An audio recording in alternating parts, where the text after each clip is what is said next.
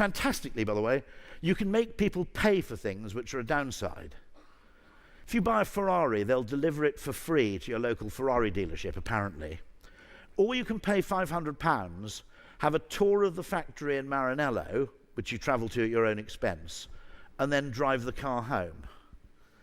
Now, I don't know if you noticed that, but by framing it as a tour of the factory, they've got you to pay to collect your own car. Okay? Now, things aren't cheap. I mentioned that thing about we'll give them a 20% discount. You can make things cheaper through innovation. Who's got an espresso machine here? Okay? I've got one, love it like a child. It is, in fact, insanely expensive. If you had to buy an espresso coffee in a jar, like Nescafe, for an equivalent dosage of caffeine, a jar of caffeine, a jar of Nespresso, if you bought it in a jar, would cost about 70 quid.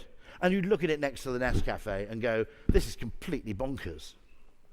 It's not just me, these aren't voices in my head, are they? Okay, I was just going to go, okay, right. I just wanted to check. Okay, thanks. You reassured me. Okay.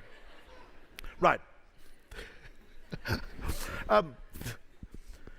Now, the fascinating thing is, you couldn't buy it. If you looked at a jar of coffee costing 70 quid, you couldn't buy it. You go, this is just insane. But it doesn't come in a jar, it comes in a pod, which gives you an individual dose of espresso coffee. So your frame of reference isn't Nescafe, it's Starbucks.